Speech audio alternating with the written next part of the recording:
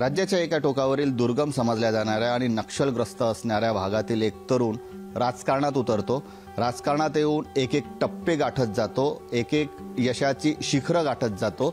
अनेकदा आमदार म्हणून निवडायला आलेले आहेत आणि त्यानंतर राज्याचे विरोधी पक्षनेते म्हणून विराजमान झालेले आहेत। केवळ एकच नाही तर तब्बल 2 वेळा त्यांनी राज्याचं विरोधी पक्षनेतेपद आता ते निभवत आहेत किंवा ते त्यावर विराजमान झालेले आहेत। आपण जे बोलतोय ते आहेत राज्याचे विरोधी पक्षनेते विजय वडेट्टीवार यांच्याविषयी। आज दिवाळी सगळीकडे साजरी करण्यात येत आहे आणि या दिवाळीनिमित्त आपण वडेट्टीवार कुटुंबाकडे आलेलो आहोत आणि नेमकं थोडंसं अराजकीयच असं म्हणावं लागेल, कारण राजकीय यात काही नाही, राजकारण हे रोजच होत असतं। अराजकीय आपण वडेट्टीवार कुटुंबाशी चर्चा करणार आहोत। सर्वप्रथम विजूभाऊ म्हणून जे सर्वांना परिचित आहेत, सर्व राज्याला परिचित आहे, त्यांच्याशी आपण चर्चा करणार, हितगुज करणार, त्यांच्याविषयी जाणून घेणार। कारण अनेकांना त्यांचा बालपण माहिती नाहीये, ते बालपण कसं गेलं, बालपण कुठे गेलं हे अनेकांना माहिती नाही। ते आपण आजच्या या चर्चेतून आपण महाराष्ट्राच्या जनतेला आपण सांगणार आहोत।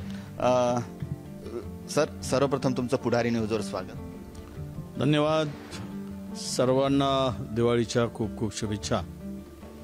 ही दीपावली आपल्या सगळ्यांना यशाची आणि उत्तम आरोग्याची भरभराटीची जावो अशी ईश्वरचरणी प्रार्थना।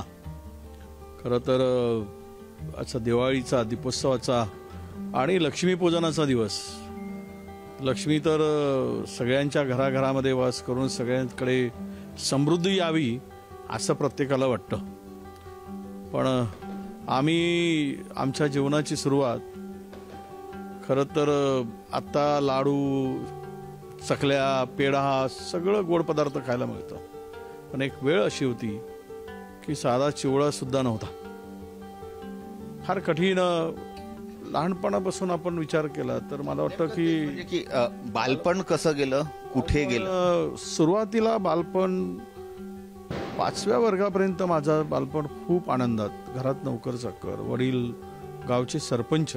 माझं मूळ गाव करंजी नावाचं गाव आहे गोंडपिंपरी तालुक्यात, आणि 5व्या वर्गात असताना मी 5व्या वर्गात गेलो आणि वडिलांचा मृत्यू झाला। वडिलांचा मृत्यू झाला म्हणजे वडिलांना राजकारणात होते, 10 वर्ष सरपंच होते, त्यांना विषप्रयोग झाला आणि त्यामुळे कुटुंबात वडील प्रमुख आणि फार एक मोठं संकट असं म्हणू की ते आमच्या सगळ्या कुटुंबियावर आलं। आणि आई काय फार शिकलेली नाही, शेतीवाडी होती त्यावेळेस भरपूर होती, कुटुंब तसं सदन होतं, गावामध्ये आमच्या कुटुंबाचं नाव होतं, वडिलांचा फार मोठा दरारा सुद्धा त्या परिसरामध्ये होता। परंतु काळाला जे मान्य असतं ते होतं आणि वडील गेलेत। वडील गेल्यानंतर मला पुढे माझ्या कुटुंबाला आधारच नव्हता आणि परिस्थिती अशी आली की होत्याचं नव्हतं झालं। सगळी शेती होती ती विकायला सुरुवात करावी लागली। फार कुटुंबावर म्हणजे मोठं संकटच होतं ते, आणि आर्थिक परिस्थिती फार वाईट घरची झाली। नंतर मी गडचिरोलीला, म्हणजे मी 8वा वर्ग 9व्या वर्गानंतर मला गडचिरोलीकडे माझ्या मोठ्या आईकडे यावं लागलं आणि तिथे 12वीपर्यंतचं शिक्षण झालं माझं। 12वीला मी नापास झालो खरं म्हणजे, त्यावेळेस टायपिस्ट म्हणून काम करायचं आणि मोठ्या आईने खूप मोठा आधारही दिला त्यावेळेस। खरं तर त्यांच्याकडे राहून फार संघर्ष करावा लागला। म्हणजे असं आहे की शिकत असताना तेंदूपत्त्याच्या वर मला हिशोबनीस म्हणून मी गेलेलो आहे, आणि त्याच्याही अगोदर सांगायचं झालं तर मला लोकांच्याकडे नोकरी सुद्धा करावी लागली। तो काळ फार फार कठीण काळ होता। म्हणजे आईच्या मेहनतीने खूप साथ दिली। आई लोकांच्याकडे, आज आम्ही गोडधळ खातो ते लोक आमच्याकडे नोकर चाकर करतात, पण त्यावेळेस आईने लोकांच्याकडे गोडधळ तयार करून जे पैसे आले त्यातून आमचं कुटुंब उभं करायचा प्रयत्न आईने केला। भाऊ होते, भाऊ माझ्याकडे, आई आणि लहान भाऊ, मोठा भाऊ गावाकडे होता, तो सुद्धा गावातल्या राजकारणामध्ये होता, सरपंच उपसरपंच म्हणून त्यांनी काही काळ केलं। थोडा व्यसन असं आयुष्याला, ते व्यसन जळल्यानंतर त्यामध्ये कुटुंबाला पुन्हा फार मोठे चटके बसलेत, फार मोठं संकट आलं किंवा आर्थिक विवंचना होती. लोकांच्याकडे काहीतरी मेहनत केल्याशिवाय आपल्या घरची चूल पेटेन अशी अवस्था होतीच. आणि मी टायपिंगची 30-40ची परीक्षा पास केली. त्यावेळेस मी तुलतुली नावाचा एक प्रोजेक्ट सुरू झाला. तिथे मी काही काळ डेली विजेसवर रोज त्याच्यावर मी टायपिस्ट म्हणून कामाला जायचो. पण तिकडे सुद्धा माझा इगो जरा मी हार्ड टेम्पर होतो आणि त्याच काळामध्ये जरा वडील असल्यामुळे नक्कीच आपण थोडासा मुक्त संचार करायला लागतो.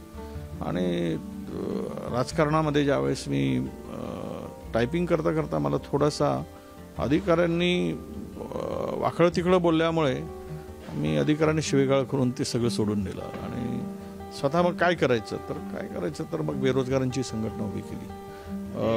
राजकारणातील प्रवेश, समाजकारणातून राजकारणातील पहिला येस बेरोजगार संघटना उभी केली. त्यानंतर एका वृत्तपत्राचा प्रतिनिधी म्हणून मी लिहायला लागलो. ते चंद्रपूरचे लोकल पेपर होते. त्याला एक खालसा नावाचा पेपर होता, पुणा होता आणि महासागर होता. अशा काही पेपरमध्ये, महासागरला नाही पण खालसा आणि दुसरं एक दैनिक होतं म्हणजे साप्ताहिक होता. तिथे मी पत्रकारिता सुरू केली आणि बऱ्यापैकी त्यावेळेस लिहायला लागलो. गडचिरोली जिल्ह्यामध्ये कोणाचं लक्ष नाही, अशा परिस्थितीमध्ये अधिकारी घाबरायचे. ते सगळ्या परिस्थितीत बेरोजगारांची संघटना बांधून आदिवासी परिसरामध्ये कामाला सुरुवात केली. बेरोजगारांची संघटना सुरू केली. गडचिरोली जिल्ह्यामध्ये रोजगार त्या काळात फार नव्हता. अत्यंत वाईट आणि गरिबीची परिस्थिती त्या काळात होती. आणि मला आठवतं की मग मी एक भ्रष्टाचार निर्मूलन समिती पुन्हा स्थापन केली होती की त्याच्या तक्रारी काही कामामध्ये त्यावेळेस मजुरांना रोजगार हमीची कामं व्हायची आणि मजुरांना मजुरी अत्यल्प दिली जायची आणि खोटे हात पायाचे अंगठे लावून मस्टर भरले जायचे. त्यावेळेस मॅन्युअल होतं सगळं हाताने. आता तर ऑनलाईन सगळ्या गोष्टी आहेत, त्यामध्ये फार सुधारणा झाली. आणि मग त्या लोकांचा हक्क मारला जायचा. आणि काही ठिकाणी तर कुरखेडा तालुक्यातलं मला गाव आठवत नाही बरोबर, पण एका तालुक्यात तर अशी परिस्थिती होती की तलावच बांधला नाही पण तलाव बांधल्याचं दाखवलं गेलं आणि सगळे मास्टर काढून तक्रार आली. मग मी त्याच्यावर काम करणं सुरू केलं. अधिकाऱ्यांना व वरिष्ठांना, मुख्यमंत्र्यांना, त्यावेळेच्या सगळ्यांना पत्र लिहायचं आणि त्यावेळेस आपण सांगायचं की इथे अशा प्रकारचा गैरप्रकार चालला आहे, कारवाई व्हावी. मजुरांचा हक्क, रोजगार हमीमध्ये काम करणाऱ्या, जिल्हा परिषदेमध्ये काम करणाऱ्या रोजगार लोकांचा, कामगारांचा हक्क त्याला मिळवून देण्यासाठी मी सुरू केलं. आणि त्यानंतर मला हे काम सुरू करताना एक पोरवाल नावाची पेपर मिल तयार झाली. ते होती वडसा इथे. त्या युनियनचं अध्यक्षपद माझ्याकडे आलं आणि त्या कामगारांसाठी मी फार ॲग्रेसिव्हली काम केलं आणि जवळपास 5 वर्ष त्या काळामध्ये मी अध्यक्ष म्हणून काम केलं. नंतर 86-87ला मी फार कमी वयामध्ये ते पोरवालचं अध्यक्ष झालो. फार कमी म्हणजे मला वाटतं की साधारणतः 20-22 वर्षाचा असेल. मग शिवसेनेची सुरुवात झाली आणि महत्वाचा टप्पा आहे शिवसेनेचा प्रवेश. मला काही राजकारणात फार हे नव्हतं, पण शिवसेना म्हणजे चला माझ्या डेअरिंगला आणि माझ्या याला जरा सळसळ, त्यामुळे ते तिथे मी शिवसेनेमध्ये गेलो म्हणजे मी स्थापन केली गडचिरोली जिल्ह्यामध्ये शिवसेना. माझ्या हाताने पहिली शाखा गडचिरोली जिल्ह्यात शिवसेनेची मी सुरुवात केली, म्हणजे स्थापन केली. आणि तो काळ असा होता की त्यावेळेस कुठेही काही केलं की शिवसेनेला विरोध. आणि त्यावेळेसचे मला वाटते मुख्यमंत्री शंकरराव चव्हाण होते आणि ते फार हेडमास्तर म्हणून. आणि काय झालं नाही झालं तरी पोलिसांच्या कारवाईला सामोरं जावं लागायचं. प्रचंड माझं छोटंसं घर होतं, म्हणजे घर तर पूर्वी आम्ही किरायाच्या घरात गडचिरोलीत राहत होतो. फार म्हणजे 4 भिंती हेच आमचं घर, 4 लिपलेल्या भिंती, कोळाच्या भिंती, असंच ते घर होतं, तोडकं घर. आणि त्या घरात असताना माझी आई आणि मी, माझे भाऊ, त्यावेळेस आई फार संघर्ष करायचे. कोणी पोलीस मला पकडायला आलेत कारण कुठल्या आंदोलनात मी वॉरंट झाला किंवा अटक करायची पाळी आली की आई दरवाजा तुम्ही या, मी तुम्हाला बघतो वगैरे. आणि काळी घेऊनच ती रणरागिणीचं रूप धरून उभी राहायची त्यावेळेस आणि पोलिसांना घाबरवायचे. म्हणजे इथपर्यंत ती मला साथ देत होती. वहिनींची भेट कशी झाली? असं आहे, शेजारी शेजारी शेजार धर्म, आणि शेजार धर्म पाळता पाळता आम्ही कधी लग्नाच्या वेळी अडकलो तर शेजारी होती, ओळख पाळख होती आणि दिसायला सुंदर होती, त्यामुळे कोणाचंही मन जाईल अशी होती. त्यामुळे आणि असं प्रेम आंतरजातीय विवाह त्यावेळेस. आता 32 वर्ष आमच्या विवाहाला पूर्ण झाले. आणि तर मग विरोध स्वाभाविक आहे, सगळा विरोध होतोच, सगळ्यांचा विरोध होता. पण असं म्हणतात की आंतरजातीय विवाह सक्सेस होत नाही, पण ते दोघांमध्ये फार तिने खूप संघर्ष माझ्याबरोबर केला.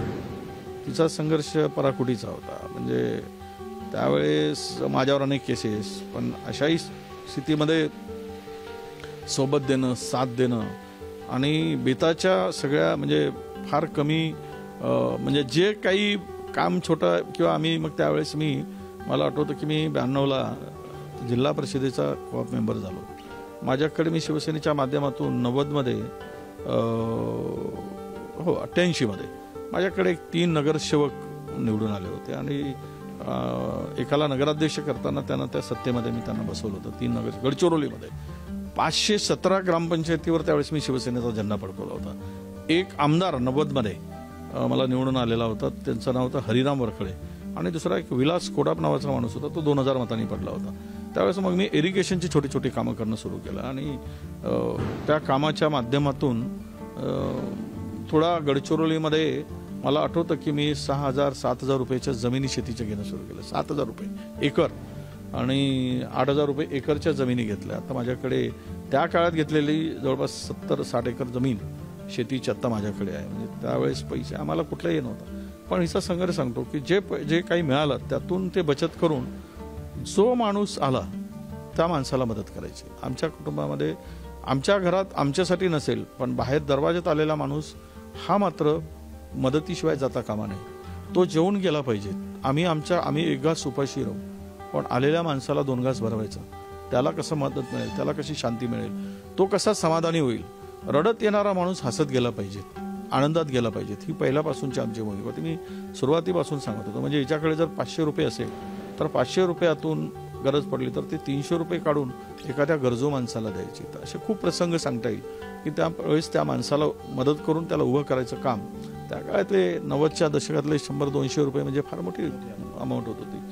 आणि ती कधीच असा विषय काढला नाही की मला होते पैसे ते पण मी काढून देऊन कसं कुटुंब चालवू, कसं घर चालवू, असं कधी तिला वाटलं नाही. आणि ती सहज ते काढून लोकांच्या हातावर द्यायची. आता तुम्ही वहिनींविषयी एवढं सांगताय तर नक्कीच त्यांच्याकडून आम्हाला तुमच्याविषयी जाणून घेणं हे म्हणजे त्याची भरपूर इच्छा आहे की त्या काय विचार करतात. एकूणच कसं पाहता, कारण कुटुंब सांभाळताना आणि समाजकारण राजकारण सतत बाहेर असतील, काय सांगा?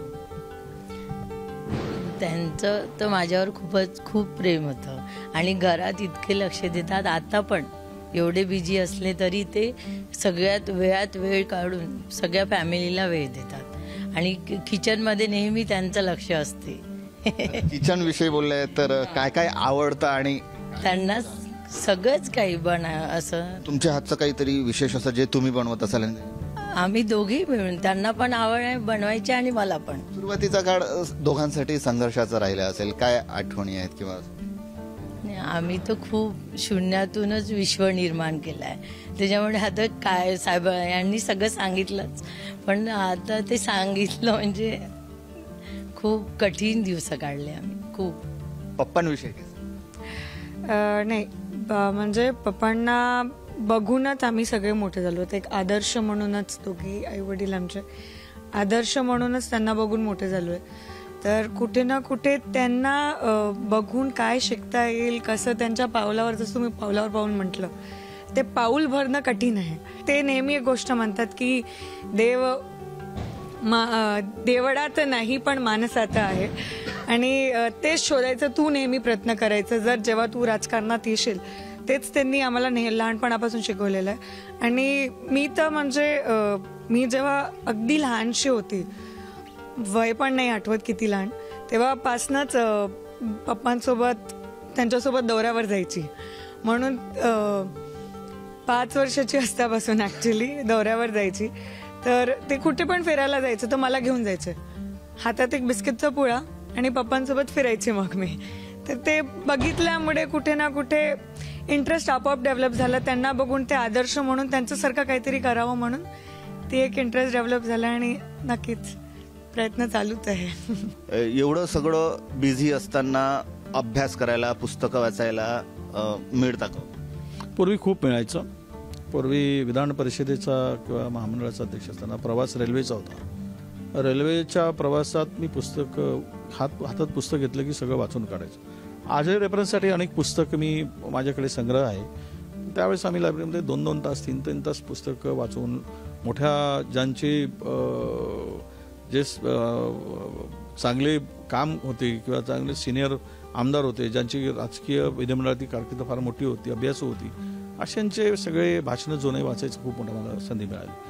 आणि त्यातून कायदे म्हणजे विधिमंडळाचे कायदे ते सगळे अगदी पाठ झाले.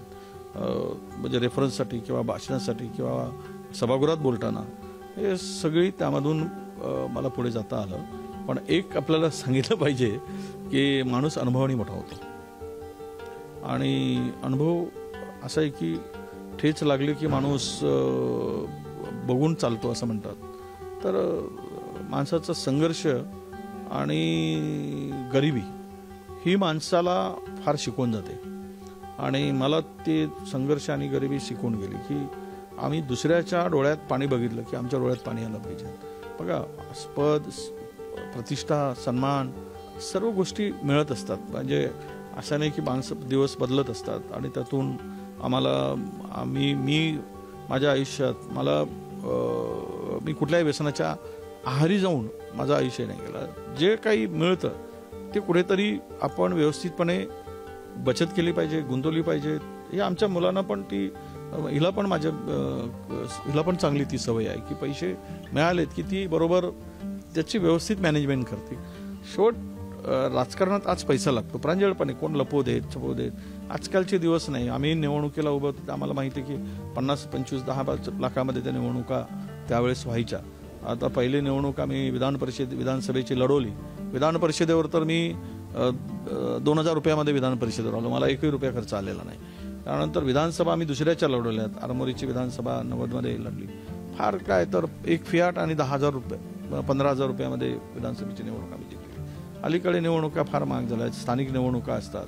पण निवडणुकीचा विषय जरी असला तरी राजकारणामध्ये आपल्याला उभं राहायचं असेल तर स्वतःची ताकद आणि स्वतःची मिळकत हे एश्योर्ड असली पाहिजे. मी पोरांना नेहमी सांगतो, दुसऱ्याकडे हात पसरून आपल्याला उभं राहता येत नाही. ते दिवस नाही. पूर्वीच्या लोकांमध्ये एक भावना चांगली होती. समाजकारण होतं, त्याच्यामध्ये अर्थकारण नव्हतं. राजकारण हे समाजकारणासाठी होतं. आम्ही उभे झालो. आजही आम्ही समाजकारणच फार आमचं असतं. आम्ही 80% समाजकारणच करतो. आमच्याकडे कुठलाही कॅन्सरचा पेशंट आला की दरवाजातून त्याला त्याची ट्रीटमेंट, त्याचं हे मधामध्ये लहान मुलांच्या ऑपरेशनची मोठी मोहीम आम्ही राबवली. आम्ही विविध प्रकारचे आत्तापर्यंत आम्ही म्हणजे जवळपास 35,000 लोकांना डोळे तपासून चष्मे दिले. 10,000 लोकांची आम्ही डोळ्याचे ऑपरेशन करून दिले. आता एक 2.5 कोटी रुपयाची आम्ही गाडी आमच्या संस्थेची उभी केली. त्यातून cancer detection, pre cancer detection, early cancer detection अशी ती ॲडव्हान्स टेक्नॉलॉजीची गाडी आहे.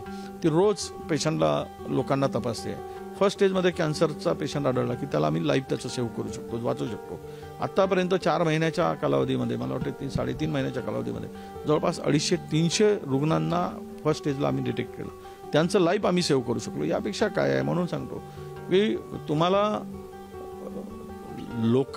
राजकारणात, केवळ राजकारणात राहत असताना राजकारण करण्यासाठी नका जाऊ. तुम्ही सामाजिक भान ठेवून राजकारण करा. समाज व्यवस्था लक्षात ठेवून राजकारण करा. सामाजिक स्थितीबरोबरच समाज मन ओळखून राजकारण करा. मगाशी शिवानी ताईंनी बोलताना एक उल्लेख केलेला होता तुकडोजी महाराजांचा तुमच्यावर फार प्रभाव आहे. काय झालं, मी लहानपणापासून गोंधळा नावाचं गाव आहे, तिथे पालवायपासून मी त्यांच्या तिकडे महाराजांच्या पुण्यतिथीचा कार्यक्रम होत होता आणि आम्ही पायी, बसमध्ये, कधी बैलगाडीवर तिकडे नेहमी जायचो. आणि महाराजांचे खूप साहित्य मी वाचले आहे. महाराजांची शिकवण जी होती ती मानवतेची होती. खरं तर आजकाल त्यांना कुठल्या तरी धर्माशी बांधण्याचं काम काही RSS म्हणजे मुद्दाम सांगतो मंडळी करतात. खरं तर महाराजांचे विचार हे मानवतेचे विचार होते. हे सर्व धर्म समभावाचे विचार होते. हा संत असा होता की जो ज्याला राष्ट्रसंताची उपाधी दिली गेली आणि जनतेने दिली गेली. म्हणजे ईश्वराला शोधायचं असेल तर तो माणसात शोधला पाहिजे. माणसाची सेवा करणंच म्हणजे ईश्वर प्राप्ती आहे हे सांगणारे संत होते. तुम्ही उगीच ईश्वराच्या जाऊन मागितलं आणि तुम्ही किंवा ईश्वराच्या दरवाजात रोज गेलात, मंदिरात रोज गेलात, तर मंदिरात रोज जाऊन तुम्हाला ईश्वर पावणार नाही. तर समाजाची सेवा करणं आणि लोकांच्या सुख दुःखामध्ये जाऊन धावून जाणं आणि त्यांना मदत करणं तरच ईश्वर आपल्याला मिळतो हे महाराजांनी शिकवलं आहे. आणि तो खूप मोठा पगडा माझ्यावर बालबाई. शेवटी जाता एक छोटा प्रश्न म्हणता येईल की समाजकारणातील आणि राजकारणातील आदर्श काय? नाही, असंही राजकारणात आदर्श मी नेहमी इतके वर्ष बाळासाहेबांच्या माझ्यावर खूप अनंत उपकार आहेत आणि त्यांनी मला राजकारणातली ओळख खरी तर बाळासाहेबांनी करून दिली आणि समाजकारणही शिवसेनेनी मला शिकवलं हे मी विसरूच शकत नाही. नंतरच्या काळामध्ये मला सर्व एकूण या देशातील जी व्यवस्था आहे ती व्यवस्था ही सर्व धर्माचा सन्मान करण्याची शिकवण जर मला मिळाली असेल तर ती काँग्रेसमध्ये मिळाली. जात पात धर्माच्या पलीकडे राजकारण झालं पाहिजे. जातीपातीच्या पलीकडे माणसाला उभं केलं गेलं पाहिजे हे जर कोणी शिकवलं असेल तर ते मला काँग्रेसने शिकवलं. आणि मला राजकारणामध्ये काँग्रेसमध्ये आल्यानंतर सोनियाजींच्यामुळे मला मंत्रिपद मिळालं. सोनियाजींनी मला कॅबिनेट मंत्री पद दिलं. म्हणजे आमच्या नेत्यांनी माझ्यावर जबाबदारी टाकली. आत्ताही राहुलजींनी आणि आमचे खरगे साहेब यांनी ही जबाबदारी विरोधी पक्षनेत्याची सांगितली की बहुजनातला कार्यकर्ता हा संघर्षमय कार्यकर्ता याच्यावर ही जबाबदारी तो सहज पेलू शकेल म्हणून तो विश्वास टाकला. आणि आज मी 18 वर्ष झाले काँग्रेसमध्ये. तर या 18 वर्षामध्ये काँग्रेस आणि देश हे वेगळं समीकरणच होऊ शकत नाही. राजकारणाचा मी विषय सांगत नाही पण माझा अनुभव सांगतो. तो काँग्रेस आणि देश हे एकमेकाशी संबंधित आहे. देशाला काँग्रेसला बाजूला करून देश उभा राहू शकत नाही.